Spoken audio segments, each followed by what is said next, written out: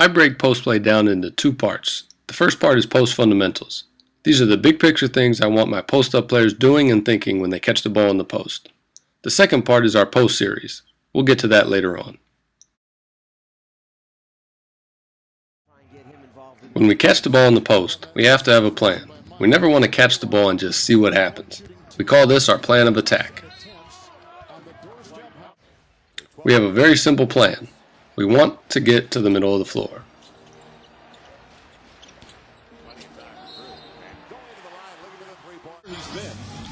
If we can get to the middle of the floor, good things are going to happen for us.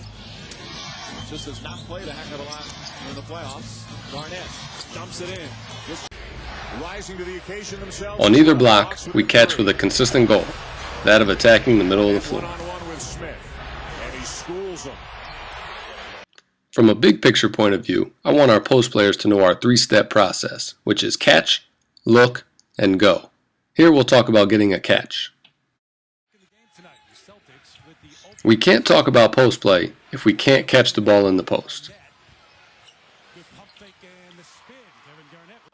We want to get a catch as close to the rim as possible. Ideally, we'd like to catch it with 2 feet in the paint. If not, we'd like to catch it as close to the paint as possible. We also want to catch the ball above the block, in the mid-post. This gives us room to attack in 2 directions, middle and baseline.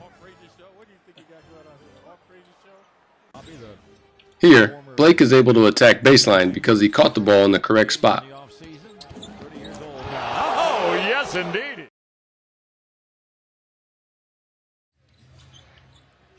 The second step in our post-up process, after we catch the ball, is to look.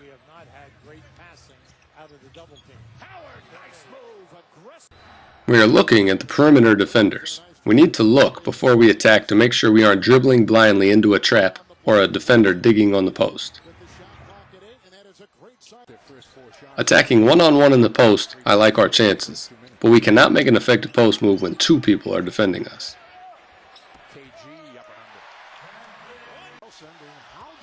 Once we catch, we take our time, allow our cutters to go through, see the floor, and make our move. What we're looking for is the necessary space for us to operate one-on-one in the post and get a good shot. Here, Powell gives a pass fake to send the digging defender back out to the perimeter, opening up space for him to attack.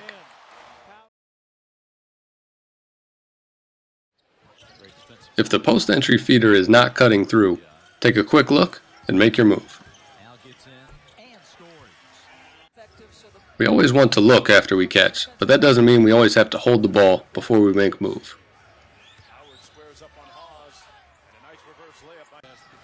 We want to vary the cadence of our moves. Sometimes we catch and hold, and other times we catch and go immediately.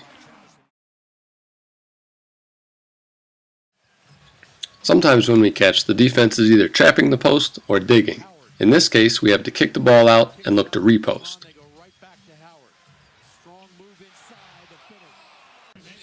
Here, Dwight is playing versus 2 defenders on the catch. By passing it out and reposting, the perimeter defenders must return to their men, leaving Dwight wide open on the repost.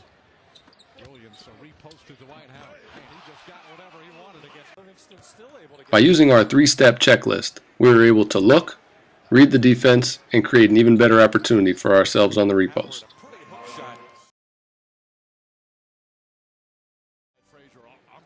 The third step is the easy one. It's simply to make your move. Our terminology is go.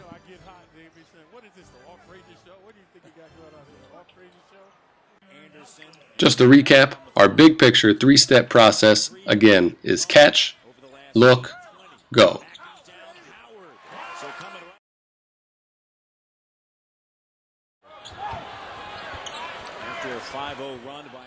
When we make our move, there are 2 ways we can attack the defender. We can go through them with our strength or around them with our quickness. Our approach depends on the strengths of the post player as well as the strengths of the defender we're going against. He's got the size, he's got the left hand.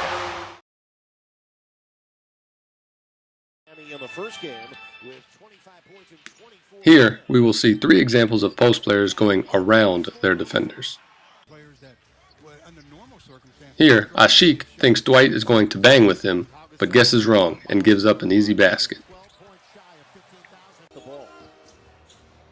We give our post players a lot of moves in our post series, but we need them to understand when to use their strength and when to use their quickness. Duncan against Griffin. Talk about length.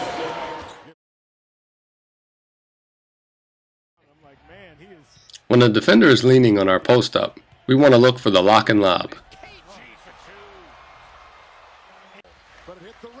The post player simply spins off his defender and looks for a lob at the rim.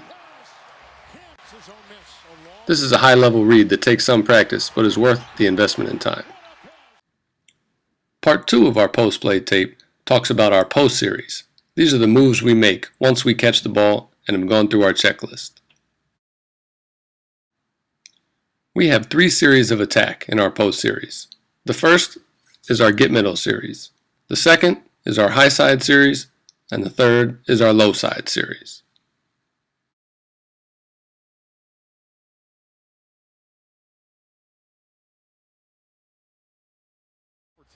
The premise for every move in the get middle series is based on the fact that the defender cannot keep us from getting middle without flat out giving us the baseline. The first move in this series is middle quick.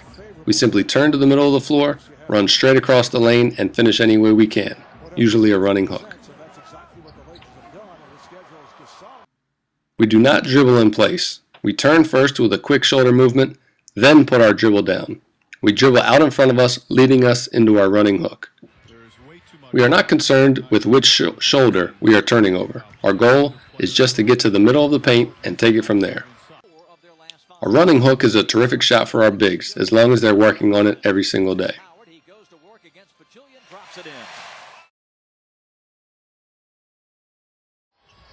Middle jump hook is the second move in our get middle series. We back our defender down with a couple of dribbles, get to the middle of the paint, and shoot a jump hook over the defender. This is a move where we're going through the defender, whereas middle quick, we were going around our defender.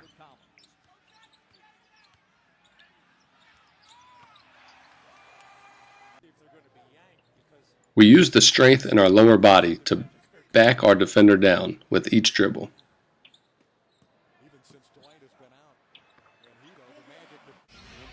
Whoever is lower is generally stronger, because our base is what gives us our power. All throughout this move, Blake is lower than his defender, and he gets exactly what he wants. Here Blake catches the ball off the block, takes 2 dribbles, and gets to the middle of the paint. He plays to his strength and goes through the defender for an easy jump hook.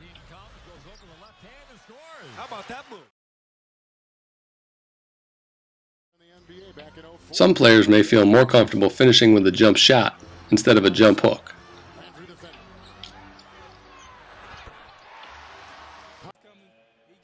I'm okay if they even fade a little bit on their jumper here, because a fade away from 6 feet away I can live with.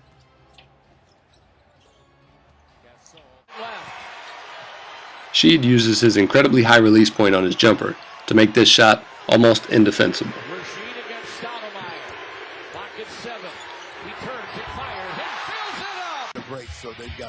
Both Powell and Sheed are good jump shooters and clearly comfortable shooting jump shots in the post. This might not play to a non-shooter's strength, though. Evans at 6'8". Wallace will tower over him. The ability to score with our running hooks, jump hooks, and jump shots opens up other parts of our post game, like our up and under. If we attack hard to the middle and give a good shot fake, we should have an easy up and under.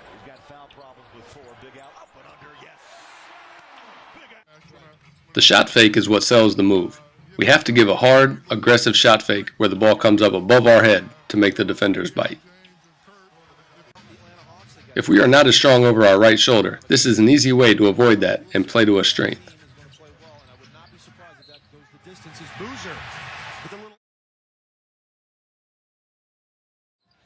By attacking the middle of the floor with a quick, aggressive move, we get the defender moving hard in that direction, trying to keep up with us. Middle counter uses that momentum against them. Here we attack middle quickly, covering ground to get the defender moving, then counter back in the opposite direction to finish at the rim. If we go hard, there's no way the defender can take away the middle and the counter. They have to pick their poison.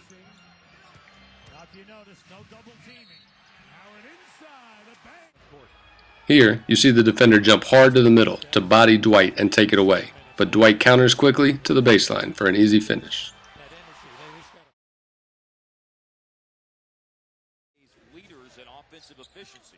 We can use our up and under, both to the middle and to the baseline.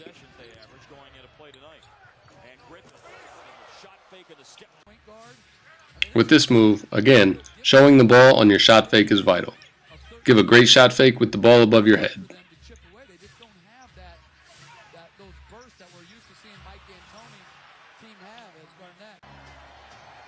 A hard middle attack, quick counter, and up and under is a lot of action to defend for your defender. AG with the finger roll. When we feel a defender leaning on us with his entire body, we know it's an automatic, quick spin to the baseline. Here, Bosch is leaning so hard on Powell that he almost falls over when Powell spins off him. Again, Powell feels the defender leaning on him and goes quick to the baseline side. That defender is off balance and unable to play the quick move. Our footwork with this is to spin and step towards the basket. Many times we step towards the baseline, then need an extra step to get to the rim.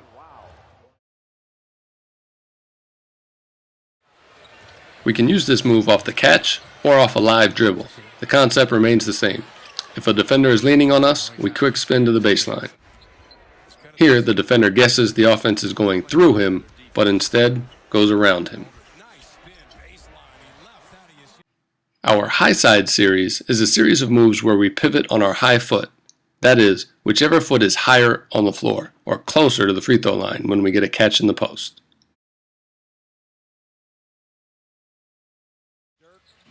High side and go is another way for us to get to the middle of the floor and play to our quickness. Once we begin our move, we do not stop.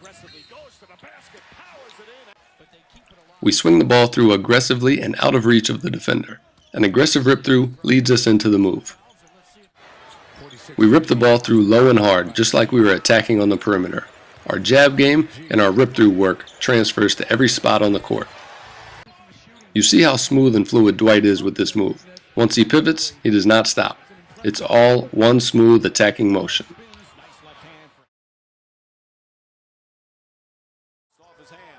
Like with all our moves, we always need to have a counter. With this move, we attack the middle of the floor and quickly counter back. The defender must jump out of position to take away the middle of the floor. When he does this, we read it and counter in the opposite direction. We take what they give us. You see how smooth and efficient Dwight is with this move. They simply can't guard everything. This move does not play to the strengths of a big, bruising, lumbering post player. This is a move more suited for a nimble, athletic post player.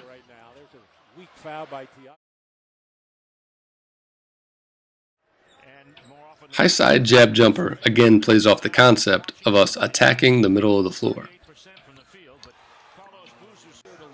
Here we pivot on the high side and give a hard jab to sell a middle drive in an attempt to get the defender on his heels or leaning in that direction. Once we have the defender off balance or not expecting a quick shot, we have him beat.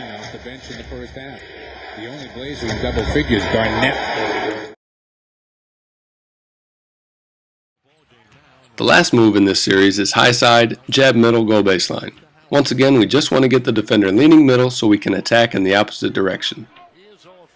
Our footwork and our jab are exactly the same as with high side jab jumper.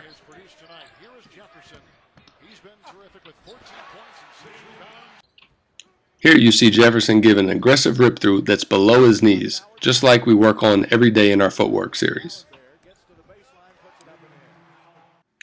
Our low side series is a series of moves where we pivot on our low foot. That is, whichever foot is lower on the floor or closer to the baseline when we get a catch in the post.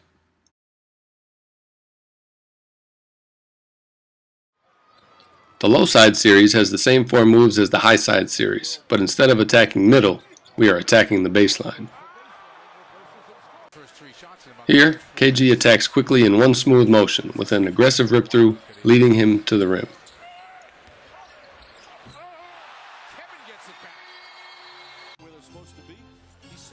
reason this works is because Amari catches the ball above the block, so he has room to attack the baseline. Here, Lopez does a terrific job of getting low and staying low, which makes him more explosive.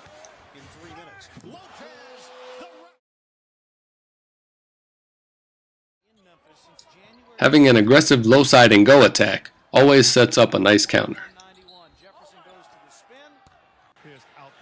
KG attacks the baseline hard, which forces his defender to move in that direction, then quickly counters back for an easy finish. We don't need a ton of space. We're just looking for a way to create enough room to get our shot off.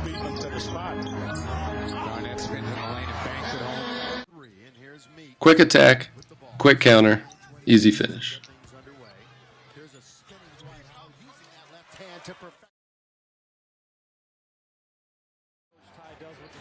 Here we sell the baseline drive with a hard jab, then step back into our jumper.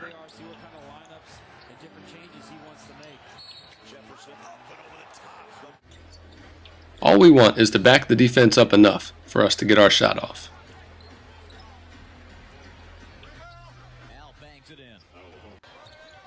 A simple pivot gets Horford open for a 10-foot jump shot.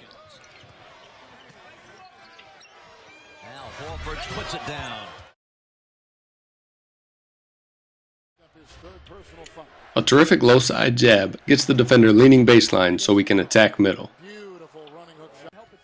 The pivot, combined with the low aggressive rip through, is what sells the baseline drive. It's hard not to bite on a great fake. Here, you see Powell gets his defender leaning towards the baseline, which opens up the middle of the paint to attack.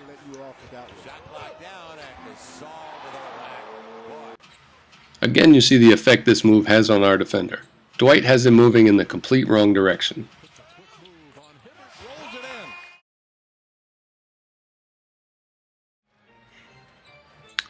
Another trick we can use to keep our defender guessing is a simple shoulder fake. Just like with any of our moves, we use it as a misdirection.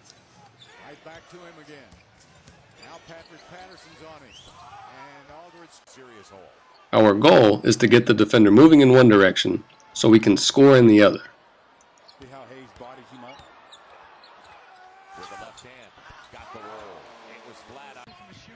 As you can see, we can add it to any move in any of our 3 post series. It's just another trick in our bag to help us become more proficient post players. Flips it up and lays it in.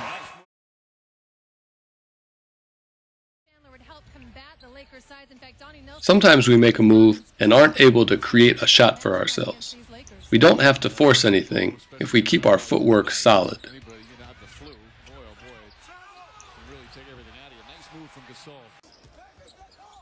Here, Nene needs an extra pivot to finish his move.